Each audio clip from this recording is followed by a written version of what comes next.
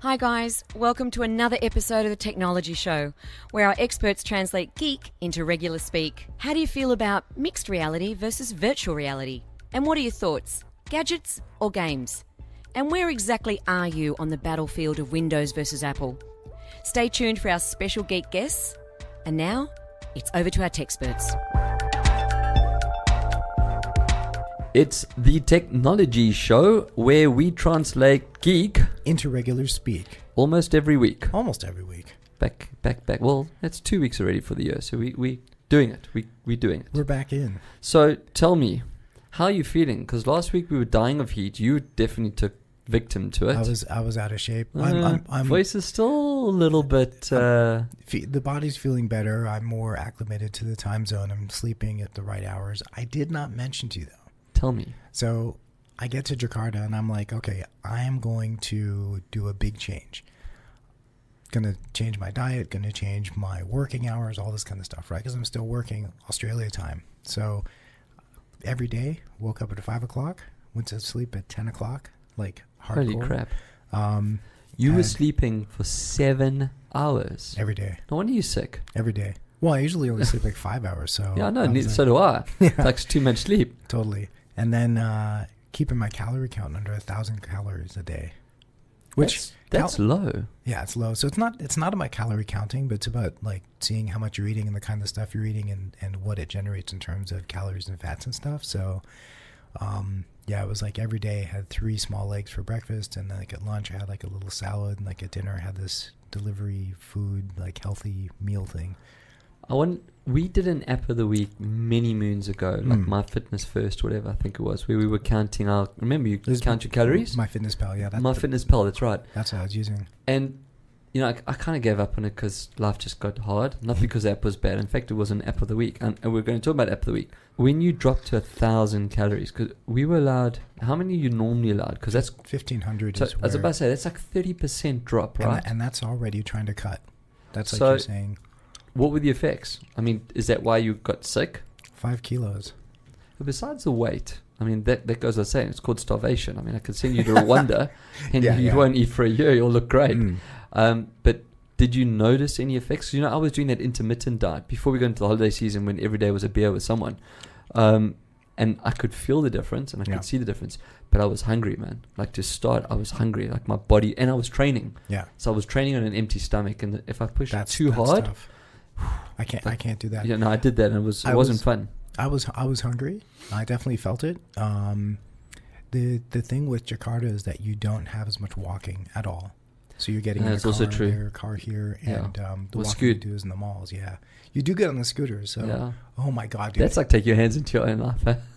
You've got your life into your own hands. Yeah. 3 different apps. You can get food delivered from anywhere, and there's no limit on how much you spend. So you want to get like a side of fries, it'll be there in 30 minutes or less. Little cakes, all the little stuff, anything you could imagine. And because they're using scoots. Their logistics is ridiculous because the cost of human labor is just so low. Yeah. So like, and the logistics between the scooters that take people places and deliver stuff. One of these days we'll. And is that still an app? Because you're talking about the cost of. Remember last week we talked about humans should stop worrying about their jobs and start changing what they study.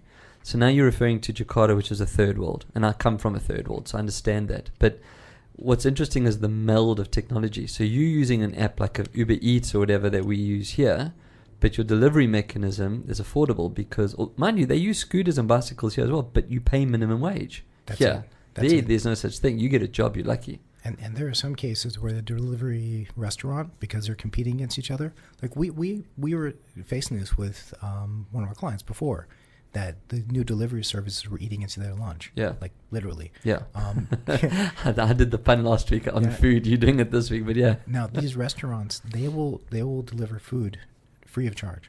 No minimum price, no delivery fee. So how do they make money? Well, actually, no, they do because there's no minimum wage. That's the secret. So and the margin, the food, but they're able to like do it because they're offsetting. Like, well, some people order a side order, a salad or whatever, but then you get the family of 8 that's going to order the whole big thing. Yeah. And so it's just a balancing. At the end of the day, it adds up. And you got the apps that are smart enough, so the maps are continuously using AI to map the best route. So when you your see, order comes in, they get that wrong here. yeah, Deliveroo and all those still don't. And terrible. the only Uber, like Uber cars with their pool, have got a little bit of an AI algorithm going, but the rest of them are useless. Yep, totally. Okay, now that's Anyway, interesting. apps. Well, we talked about apps of the week. Let's talk about an app that Let's works. go straight into the app.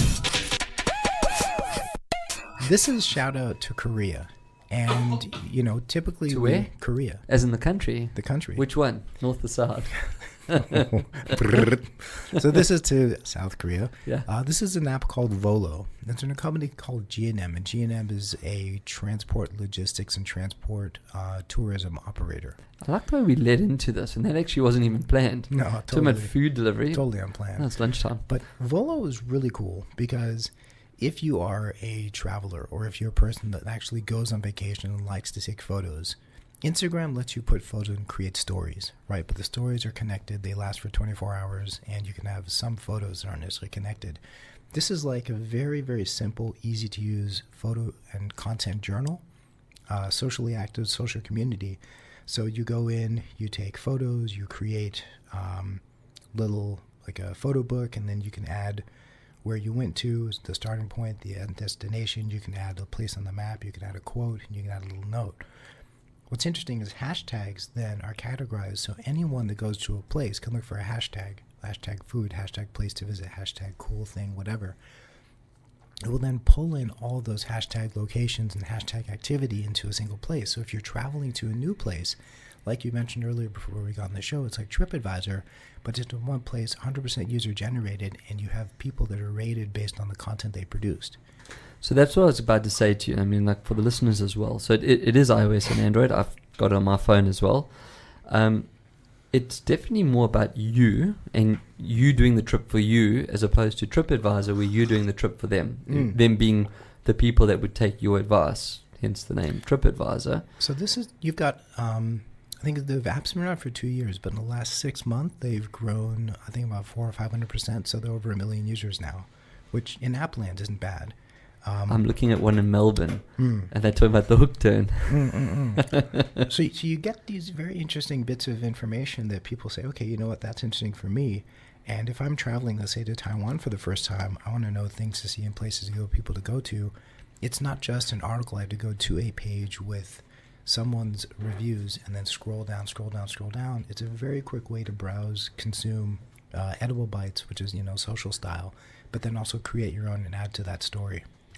So, you know, again, and we actually mentioned this off air when we were planning, because believe it or not, we actually do plan this show. It's not just two guys sitting talking rubbish for an hour. The first thing I said to you is, you know, well, why not just use TripAdvisor? So, as we've always said, to be an app of the week, it's all about the UI, the UX experience. I mean, the game that I played last week, I'm still playing, by the way. I'm still stuck in the jungle, but not playing as much because we're back at work. But it is a beautiful UI. I've used TripAdvisor. In fact, I've got a level 5 or whatever badge in TripAdvisor. I've written quite a lot of reviews. But TripAdvisor is definitely more about writing for the public or putting together content for quick bites and references. This is a journal. This is like actually making a diary of your trip. So in the analog days when people traveled overseas with cameras that actually took photographs, not phones, you would get a photo album or a book, you'd print your photos out, you'd write little stories, stick down sachets of salt or pepper or chewing gum wrappers. You know, you'd create a journal which you would then keep as a keepsake of your trip. These guys have pretty much done that. It flows. It's got little plain icons, like when you fly from here to there. You can put in little quirky. I was reading this Aussie one. The guy was fascinated with the hook turn. So am I. You know, it says Mr. and Mrs. King leaving on a jet plane, and you like want to sing the song. You know, so it does have a beautiful UI. The question that always begs is, will it fly? Like, will it take off because people just always seem to go back to the default? I mean, do you have any idea of the numbers of users? I know in Android it tells you. Apple you can't see. Do you know how many downloads there are? I mean, they're over 1 million active a month. Okay, so that's not Mickey Mouse. No. That's serious. No. And what I was mentioning before is that what you're seeing is 100% English interface. Yes. It's from Korea. Yeah. So, I did notice that. And so this thing went out. It's like our mates in Jakarta, they have a platform called Frame a Trip. That's where you go to a destination, you find a local, like, semi-professional photographer and book them to photograph your experience, selfie style. But you're paying someone to do that for you. Yeah. So that kind of a thing is this new emerging sort of social tourism experience. And I think that's where it comes in. So here's the question. How do they make money? Because I haven't seen an ad. I haven't seen anything. I haven't used the app enough to know if there's ads. Totally. So G&M, the guys who produce Volo, they also own, I think, the largest network of what they call guest houses in Korea. And that's expanding outward. And so part of what they're doing is saying, okay, people, particularly those sort of influencer level reviewers who are creating good content on the likes of TripAdvisor, but can't actually get it out there, saying, look, come to the guest house, review it, come check out where this is, come visit the location, see what it's about, and then an exchange of opportunity, whether it's cash exchange or goods exchange. So they're actually going back to content marketing, effectively. 100%, that's what it is. 100%. It's not about influencer marketing or, like I mentioned, TripAdvisor, I'm a level 5, whatever. That's the kudos, right? You strive. They send you an email saying, you're one badge away. Just review. And of course you do, because it's that infamy that you want. But you're level 5, and this is where the social side comes in, is you've got people that have either ranked or seen or viewed your stuff. Like you've got photos on you've got Maps. millions on Google Maps. Millions, right? And it's like mad. No, I did get a pair of socks from them. Did you? Google. Yeah. Well, I got nothing. I'm a level 5. I get a thank you. I mean, like, I know thousands of people have read about my thing in Cronulla, but no one sent me a burger or anything. Yeah. Screw that. I did review a place in Jakarta on Google. I took some photos and reviewed, and they came back to me and said, please come back. We really appreciate your review, and we'll hook you up next time. So oh, really? Definitely going to keep doing that. But Volo, try it, download it. But this is the thing about the show and the app of the week, right? We try to find things that people wouldn't come across. Totally. I mean, you would never see Volo. Aussies wouldn't talk about it. No. And yet, all I did was type in Sydney. Okay, so under Sydney, it said my great Aussie trip. So, and most of the trip of what I read was actually in Melbourne, but they had to land in Sydney. So they arrived here in Sydney, wherever they came from. I actually didn't see. And that I noticed as well, it shows you the little badge, flag. So under the person's name that's writing the review, it shows a little flag, like if they're American or if they're Australian or Korean or I suppose wherever they come from. But yeah, look, UI, lovely. The UX is fine. I mean, it's easy to install. It's easy to set up. And they are at least not trying to reinvent the wheel. They're using hashtags, so you can search via hashtag. That's it. Does it bring in from anywhere else? I mean, again, I'm not that up to date on the app. I've used it because we agreed it was going to be an app of the week. But do they encourage you to share out or bring in? So in other words, you can post and then also share to Facebook or also share to Insta or... encourages pushing content out. It doesn't bring content in. Okay. Yeah. All right. Well, because it also makes sense, right? If you're going to do it through there, you don't want to do it twice. Yeah. I mean, that's the nice thing with the Insta and Facebook relationship is you can post on Insta and share to Face. Interestingly enough, I realize I only use Facebook for sharing Instagram photos. I don't actually post on Facebook. I only push from Instagram to Facebook, saying happy birthday. I do. And saying happy birthday. And then if there's an event, I'll do that. Now, the one thing, Facebook Marketplace, Gumtree, I'm sorry, but you failed. Facebook Marketplace Does work well. It works well. They don't charge you money, and you put something up, people are going to see it. Yeah. No. I've bought and sold on Facebook Marketplace. So easy. I have noticed Facebook, seeing me in apps and we're talking about tech, Facebook's new live, their video feed is down at the bottom next to the Marketplace app. Have you seen that with a little play button? And they basically, they're making a play for TikTok, actually. They're trying to play on it. It's very viral stuff. It's very quick. It's that YouTube meets TikTok play. This isn't the app? I haven't seen it. If you look down at the bottom, in the middle used to be Marketplace. It's like kind of shifted off to the side. And there's a play button. It's like a TV screen. If you look there on my phone, at the bottom left. It's got like a TV screen with a play. So now there's 5 icons down there. And they've moved Messenger up to the top right corner.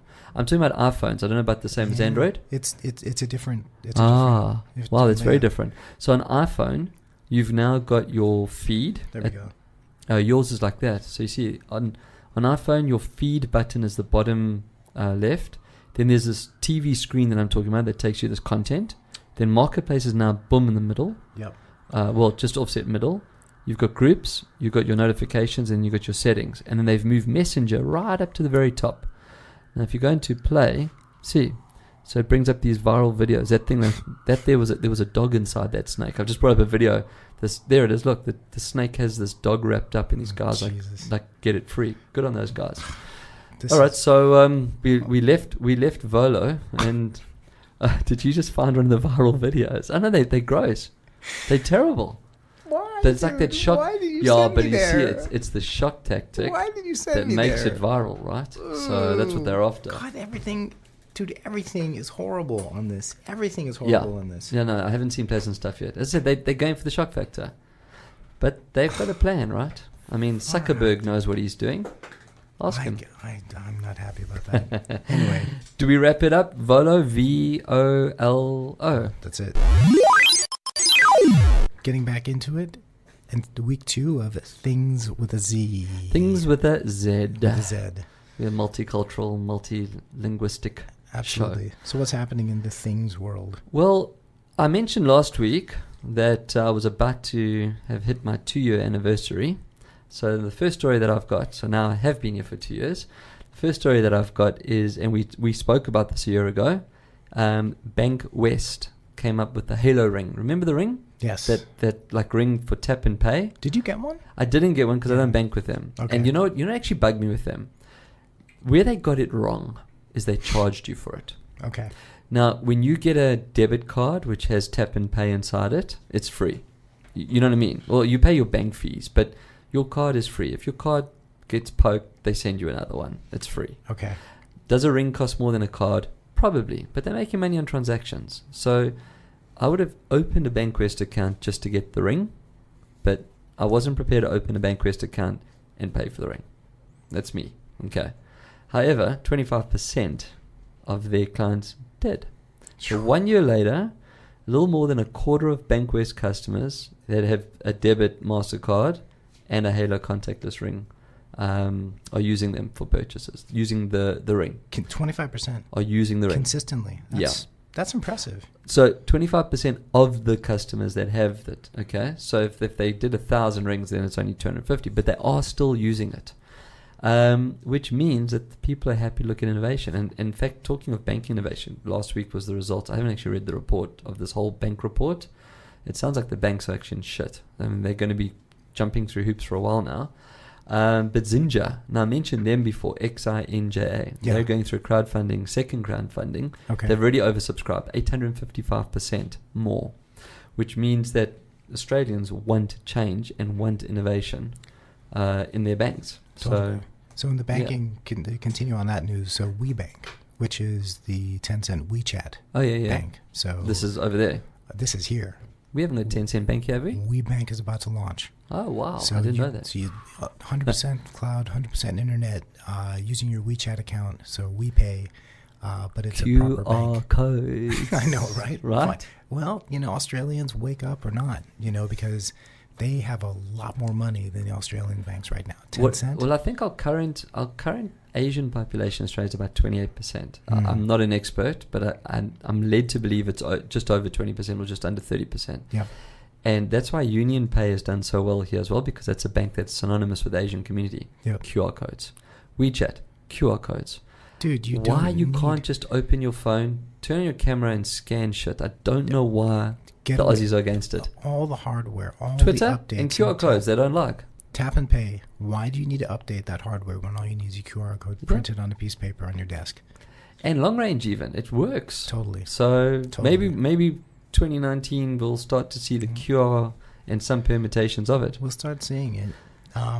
Bit of a different one. I've got a hashtag thanks Google, and this one is Google's... For your socks. No. Google's one of the parent companies, one of the alphabet companies, called Jigsaw. And what it's doing is it's actually out there to detoxify the internet. And what it's doing is it's analyzing the emotional content, the emotional levels within comments on content. And so it's looking at with the AI and humans to say, this looks like a toxic piece of content. It looks like it's a troll. How toxic is it? Then the human. And then does it kill it? So it kills it from all search criteria? It's learning. So it's actually killing the comments off of content. and I like killing that. That's content good for itself. bullying. Like when Yeah. there's, especially in the youth. Yeah. But they're also about to shut down their G Plus. That whole Google Plus is about They to are. go. They are. So they're moving away from their social aspects. But I suppose it's all going to be integrated anyway one day. So Totally.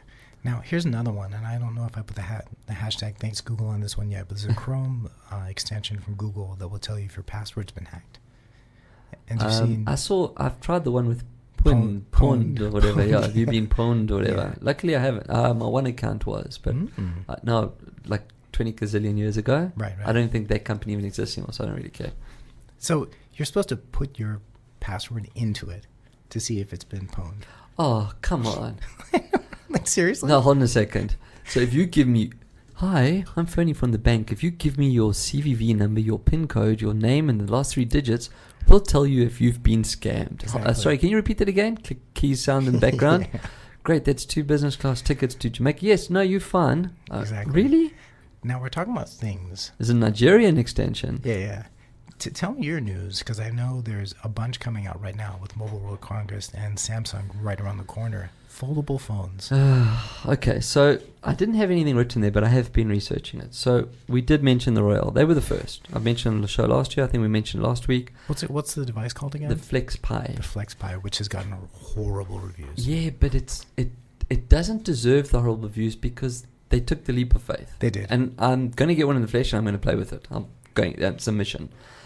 But what it's also done is it's told every single other big player out there to go, hello, there's a need for this. Yep. Now, the interesting one that I've seen as a concept, and maybe it will be at Mobile World, is the Motorola Razr. Dude, that looks... Did you see that? You want to talk about a comeback, kid? That's a comeback, huh? That okay, would so be- we don't actually have to explain to the older generation. We have to explain to the younger generation what a Razr Flip was. phone. It was the sexiest flip phone It out was there. the sexiest flip phone, and I've never been a Motorola fan, but the thin Razr, the Yeah. final Yeah. Razr.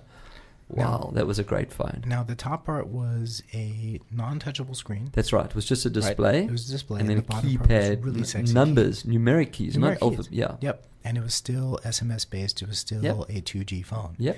Now we're talking about a full screen, fully folding out, like Now, in the concept, there's no joint. I expected it to be. You remember the Nintendo Game Boys that had 2 screens? You Yeah, fold yeah. and you had the plastic between them. No. This thing has got no joint. This is Yeah. the new ones. There's no joint. It's flat. It goes totally flat, and it becomes effectively like a long tablet. So basically, all of us that are carrying around any kind of smartphone have to have a rectangle in our pocket. This makes it down to a very slim square, Half.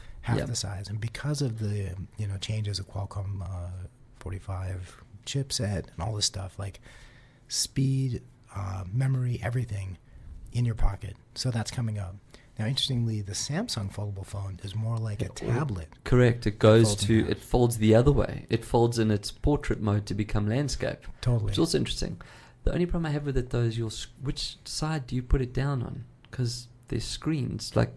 So it's like a regular phone, right? So there's a Vietnam Samsung ad that could have sneakily shown you what it actually looks I like. didn't see that. And so it's basically looks like a full phone, and then when you open it, it has the double screen. So it's 3 screens. Okay, so they've actually. got their screens facing inwards, not outwards. Inwards and an outward screen. So you have a full screen on the outside and 2 screens on the inside, or the foldable Okay, so screen. can I tell you why that's going to fail? It's one reason why it's going to fail, and for all the others, Fingerprints, battery. but it's got 2 halves. It's Double going to. battery. It's got to work double this. It's got to work double the pace. The cores have to work harder. They're going to heat up even more. We might have another burning phone syndrome. We may. I'm not talking about just Samsung. Yeah, I'm saying no, that everybody- the biggest everybody. problem on any smartphone is the battery technology. Now you're trying to drive a double the screen size because Yeah. effectively it takes your phone to a 7-inch tablet Yeah, when you that's it. open it up That's it. off the same 4,000 milliamp battery. So I would think that the 2 sides you'd get possibly up to 6,000, and I'm wondering. But then the weight. It's definitely not going to be. I mean, I don't know how they can make it thin enough that when you're holding it, either it's got to be thick enough that it's comfortable to hold, or it's going to be too thin. And how flimsy is it? What happens Look, if you bend it too far? Look, I think the bottom line is this is the beginning of what we're going to get. Yeah. Like if we go back 10 years ago and what phones were and what they are now. That was the first iPhone. Yeah, Correct. It was just chunky. after that. Yeah, it was Yeah. chunky. So now Yeah. And there was one more player that came out. Energizer. Yeah, I've seen 26 smartphones to be launched in mobile I know, consoles, including a foldable Yeah, but one. their market does third world. So they're looking at battery. Theirs has always been about the battery. Battery. Yeah. Totally. Huawei had an interesting innovation as well with this wireless charging where you can literally charge your friend's device when they've run out of juice. There's another phone that's going to have that. I think it might be the S10 is going to have that as well. It's just reverse QR. That's what it is. Yeah. You're actually letting it feed out instead of feed in. Yeah. I'm too selfish to share my battery with someone because I barely get a day out of it now. So I know it's innovation. I know we keep talking about innovation. I've been told something that I've been sworn to secrecy, but when you see this, I don't know if it's going to launch at Mobile World Congress. I definitely can't bring it up here. But when you see it, it's one of those, why didn't I think of it moments? And it will make me happy that we're finally seeing some innovation in mobiles. And I'm not talking about the fold or the flip, whatever. It's just simple little things. But the biggest problem with any mobile device, tablet, phone, whatever, battery. Yeah. Until they can solve the power draw of these things, 5G is apparently supposed to support that. So because the connectivity speed is quicker, the machine works less, which means it saves more. It just fries our brains. So we'll all be brain dead, but we'll have battery life. So it'll be good. I've got a talking of phones, Apple. Every year there's the review.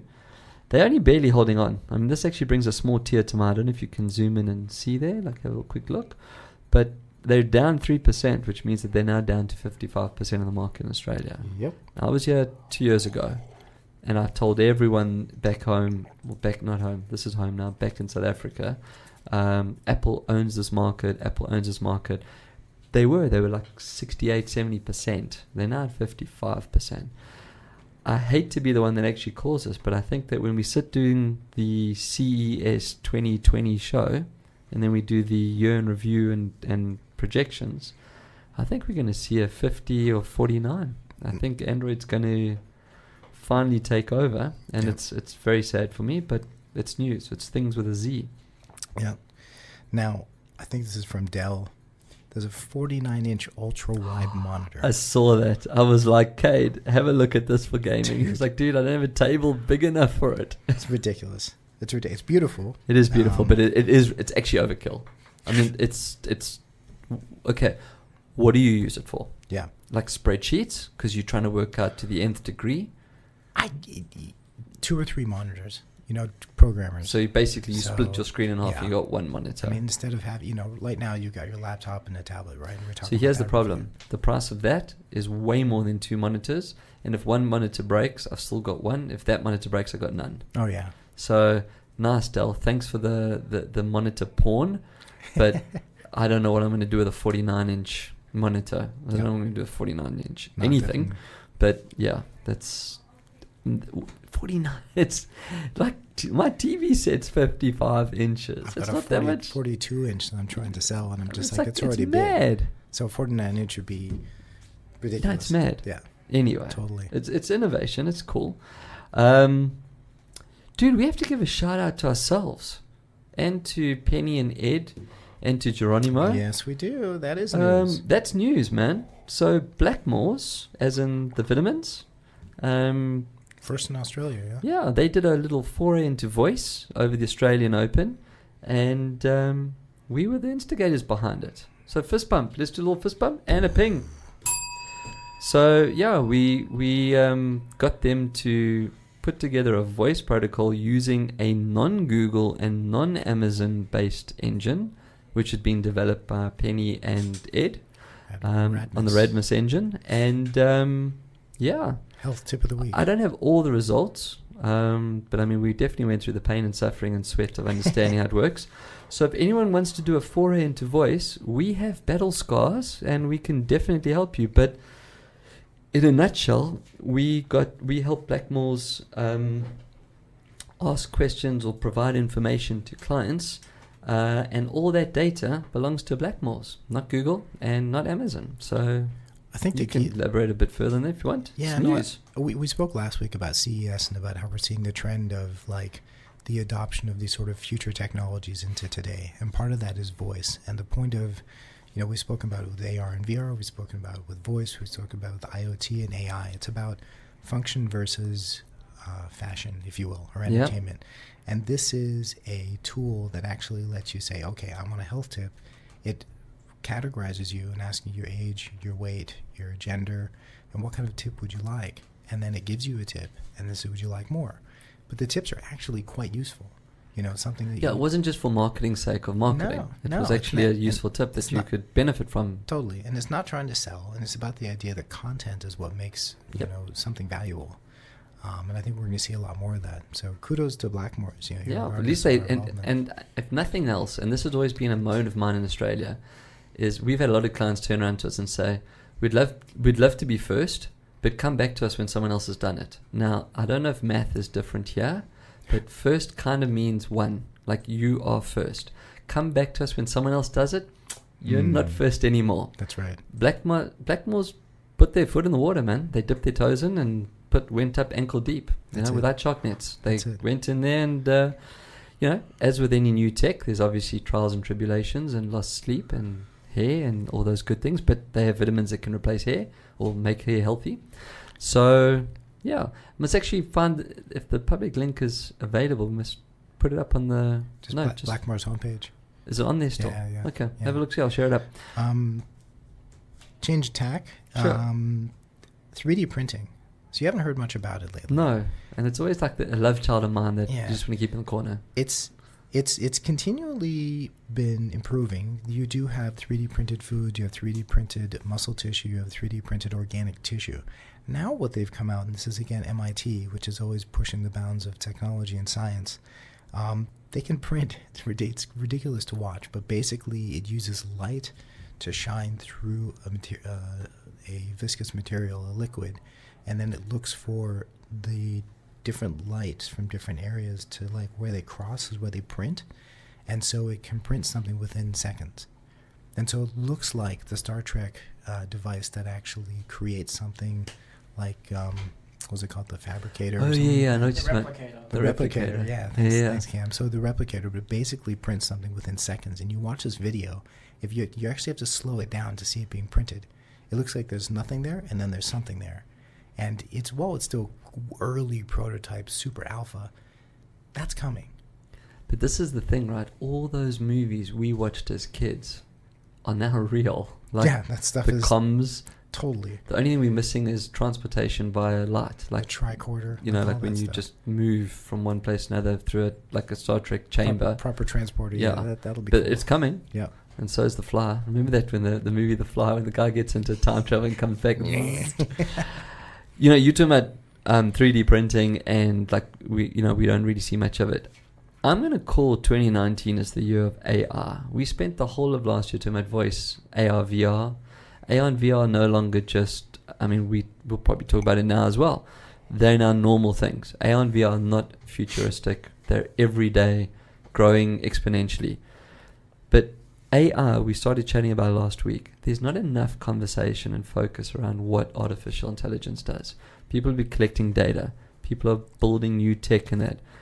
But it has to all kind of come together. And the reason why I bring it up is that Unity, the game guys, so they've put together a game. This is what got me thinking about it. So they developed a game that's actually been designed to test AI agents. Now, I think you mentioned one of the shows last time, the new Google AI engine beat like every chess master in 3 seconds or half a second. The game's called Obstacle Tower, and this is what made me think about it, because last week I was playing a game of puzzle. It features 100 levels that change every time the AI attempts them. So it's not like the AI engine can actually look for a sequence. It can't just say, oh, last time I did this. The game changes. Yeah. So the engine actually spins out a new version of the game. And the agents, it says here that new techniques that have enabled the AI agents to succeed against games, including Revenge and StarCraft and that, they're not kind of winning on this one. They will, but they're not getting there yet. Now that moves us into another area of AI. If you can get a machine to replicate and do using artificial intelligence, it's taking learnings and then delivering, right? What these guys are doing is they're now trying to encourage the AI engines, or agents, sorry, rather, to adapt to an adapting situation. That's when it becomes scary. So now they're going to teach themselves how to teach themselves to adapt. Mm-hmm. So Unity might have opened up Pandora's box here, but it'll be interesting to watch it. And it's got everything. It's got movement, it's got depth, it's got 3D, and it just keeps changing the whole time. There's 100 levels. So before it was Go, right? And Go has rules, and Go has, it's a very complex game. It's more complex than chess, and to beat all the chess masters, beat the world's Go players. Google's AlphaStar is now defeating the top StarCraft players. And that's what this was based on, because Yeah. Unity's StarCraft runs on the Unity engine. Yeah. So this is where, yes, we don't have general artificial intelligence, which is, like the Terminator or, the movie, not Maxi, I know which. Oh. Taxi something. Come on, Cam, help us out of the movie with the artificial intelligence. Chappie. No, Chappie's that funny little robot dude from But it Cape gets Town, South Africa. Yeah, Chappie gets. He evolves. But there intelligence, wasn't there one. It was a female, whatever. Liz, or she starts to replicate to the point where she controls everything, man. Oh, it's gonna bug me. Anyway, but that's not there yet. But the thing is, we're teaching it to teach itself to get there, and so that's the idea the scary that thing. 2049, the singularity, like that is realistic. Like Kurzweil says it's likely. Like I totally believe it. We're not there yet for sure. Interesting enough, I was listening to Joe Rogan podcast and heard Ben Goertzel on it. Dr. So Ben, talking, Sophia. Still totally sound like a complete stoner guy, but it's very funny. She's actually gone quiet. Like you haven't. She It's was all over. There's yeah. publications everywhere, and then it's kind of gone quiet. Yeah. It's interesting to find out what happens there. Another of these edge technologies we hadn't heard much about, but now there's two bits of news. CRISPR, which is the CRISPR-Cas9 gene editing. In two cases, one is that there's these gene-edited mentally ill monkeys in China, that they actually took a mentally ill monkey and then cloned 5 copies of it, and then just to see what would happen. And it's like, as you do, like every day. it's just it's really sad. Like I can understand why they're doing it, but like you see this picture of these monkeys, it's like one's like super depressed, one is like manic depressive, one is like I'm not feeling happy about that part of the story. It's not. There's no happiness in the story. No. The reason why it's a bit scary is that the second piece of CRISPR news is that there are 2 more babies now have been gene edited in China. So that actually did happen.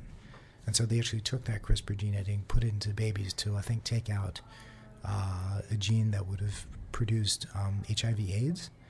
But what they're seeing is that when they do this CRISPR gene editing, it damages the genes, and so the likelihood of the genes not developing, breaking apart, and like having like serious repercussions. So how does the zombie apocalypse start? You start messing around with genes. Right? So, Yeah. and, Yay. Yay. Thank you for that. Things. Nice. So you mean things actually might land up being like things, as in zombies and mentally handicapped monkeys coming to get us. That's it. Can we wrap up news on things with a Z with that fancy thing, or you got one more depressing? Happy news. Okay, thank you. Happy news. So in our backyard in Melbourne, La Trobe University has deployed classroom helper bots. Classroom helper bots. Yeah. So these bots actually assist the teacher in conducting. Are they robots, like physical machines, or are they bots like chatbots? Robots, Okay. like physical robots that go around. They've got a screen on it. Did Totally, just like that. Twitty. And so they help to facilitate training. They do group work, and so they can help the teacher to manage the classroom better. And it seems to be working. The kids seem to be responding to it well. But hey. Yeah, when the kids start hacking in there and the things start doing all weird and wonderful things. Okay, well, that wraps up Things with a Z. Things. We didn't get to do extended reality last week. I actually was talking about on the show just now that XR, AR, VR as a whole is now normal. Maybe it's a category change coming up for us and it'll just be included into things. But we've always had XR and we like extended reality. I'm going to say, can we go to AR first? I don't know if you've got anything, but I only really have one piece of news in AR. If you've got anything, shoot. I don't. You don't? Well, I've only got one, so should I shoot with my one and we just move into VR and keep this as VR, not XR? Go for it. It's actually just it's a milestone. I mean, I was talking about Bank West milestone and Apple's failure milestone. Oh, I hate the words failure and Apple coming out of my mouth. Anyway, but Google Lens, they now recognize over 1 billion products. Now that's 4 times more than they could do this time last year. So that's huge, right? I mean, that's like a commitment to augmented reality. And I've used Lens. Actually, it works. It's a good It tool. works really well. I mean, it does get some stuff wrong, but they only have 1 billion products. Only. But yeah, I think it's a nice milestone. It's a good use for AR. When I was reading up on it, though, what did concern me, or not concern me rather, that's not the right term. I can't remember the guy's name, but some guy's gone out there and said VR is going to be like 25 times bigger than AR. Now, Apple have said that AR is going to be 20 times bigger than VR. Guys, XR, right? It's still the same thing, whether we go into headsets, and more people are coming out with headsets, so they would maybe move you towards VR. But I don't know. Anyway, it is what it is. What do you got on VR? So a couple little bits we didn't get to mention last week in the CES show, but I think it was really worth mentioning. We've mentioned HTC Vive, Yes. the Vive Pro. Yes. Actually used it, did a screen review on it. We've also mentioned Tobii, T-O-B-I-I, the eye Eye tracking. tracking. And so we knew that Tobii was doing a bit of developer kit work with HTC and then the Vive. What they've actually come out with is the Vive Pro Eye, which has the Tobii eye tracking built into it. Okay. Now, they haven't worked out exactly what you're going to do with the eye tracking, but there are two things that happen. Here's eye tracking. We don't know what to do with it, but you got it. One is you're tracking gaze, so in gaming you can actually see where people are looking. The second one is foveated view, so when you're actually seeing where you're looking, it can actually blur out the rest, and so it can lower the processing power needed to run. Oculus designed their latest headset around that, didn't they? They did. That was their whole selling point. That they could, did. and that's how they made them portable. Yeah. Was using that. That's right. The third one is then just the data you're collecting. So if you're looking at something, if you gaze at something, the amount of time you gaze at something. So if you're shopping and walking in the mall, you're looking at something, recording that. And then the fourth one is the fourth one is just using it as an additional interface. Well, So- remember the original days with cardboard, when you slot your phone and you had to stare, and you had to get the little dot on the button and then wait. Yeah. So now eye tracking would do that for you. If it tracks your eyes and you're looking at a button, Yeah. the command will be pushed. So that it makes sense. Yeah. In fact, even talking about CS, some of the headsets that were coming out were talking about in-eye tracking or in-headset tracking. Yeah. So it definitely makes sense, and we know that they are the leaders. The thing that we also left out was Magic Leap. Now, last year we talked about their grant. They put out a grant that they were going to pay up to, I think it was $500,000 per project, and it was a $12 million grant in total, something like that. They've had 6,000 applicants. That means that there are 6,000 people out there building stuff in VR that are ready and or prepared to apply for a grant. That's big, man. It makes VR a normal offering now. It's not a nice to have. It's not like a fun thing.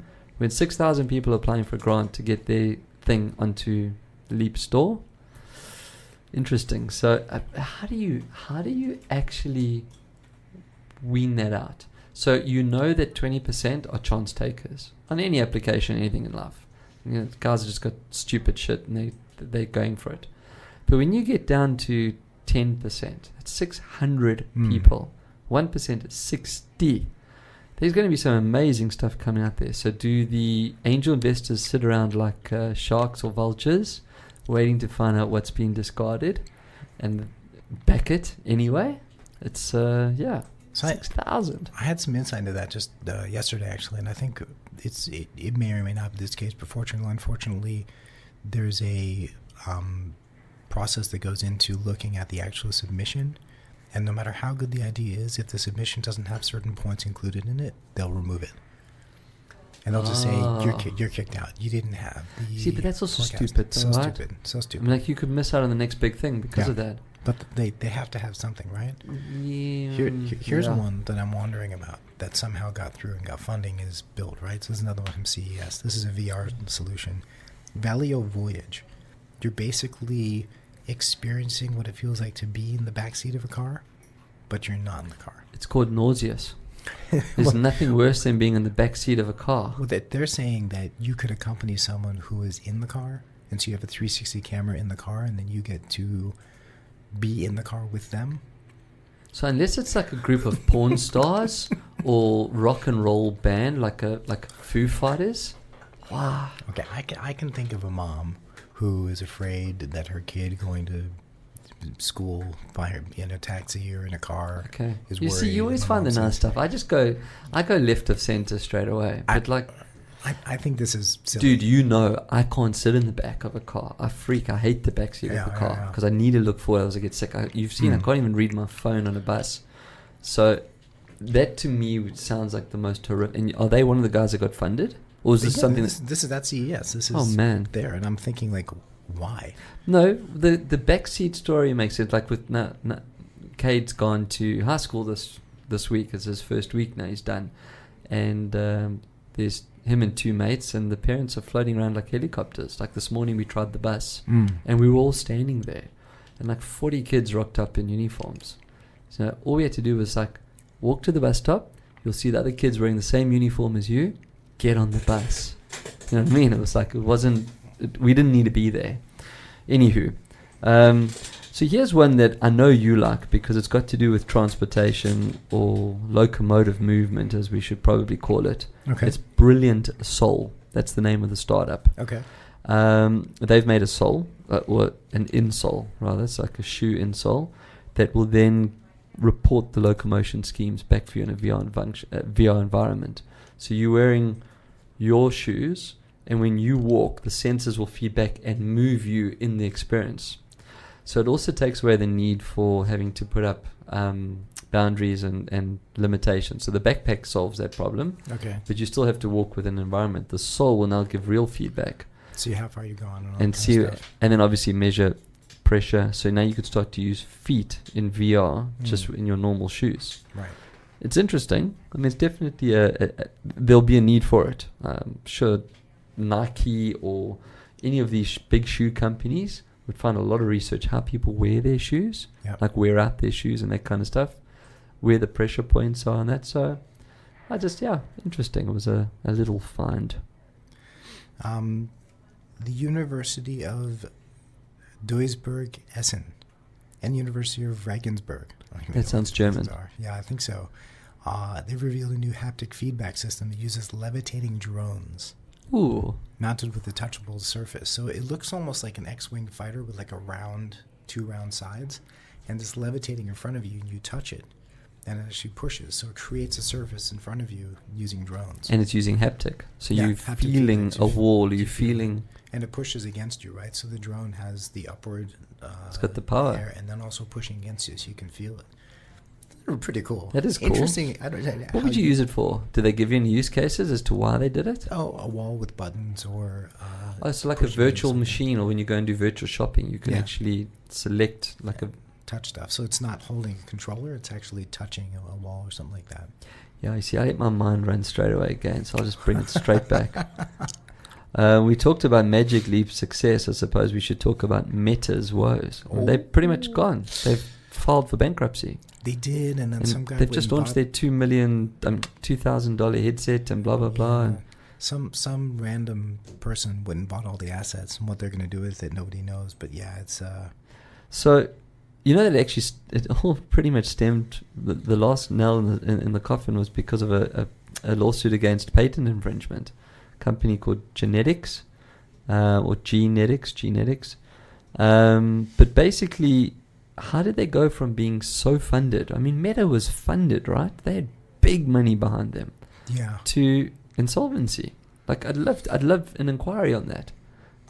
Is that just another one of these, what's that TV show? Silicon Valley type things where the guys get funding and they buy ping pong tables and drones that have haptic feedback and shoes that you can wear and don't actually build the product? Because it did take them a long time to get their product out. But yeah, pretty much gone. Totally. I thought you were gonna hit the bell. No. The other VR one I was looking at was what should I call it? Oh shoot! Let me get back to it. Oh, Box VR. Box VR. So as in boxing. As in boxing, yeah. So they came out. They launched Boxing VR, and basically no marketing behind it, nothing. They had 500,000 people actually download and play it. So they actually got some funding to put into it, and it's really about that function versus faction activity, where you're using an application to do something.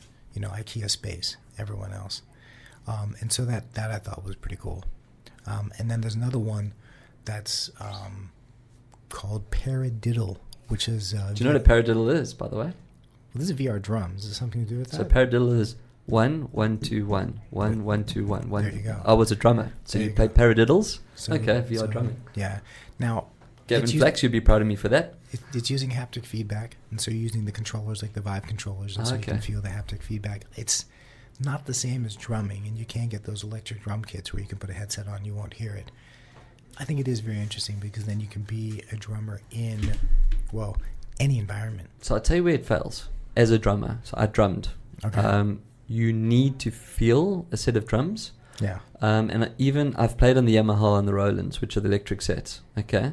The feedback from the electric set is okay, but it still doesn't feel the same. So the cymbals on electric, let's start with the cymbals. The cymbals on electric drum kit are rubber.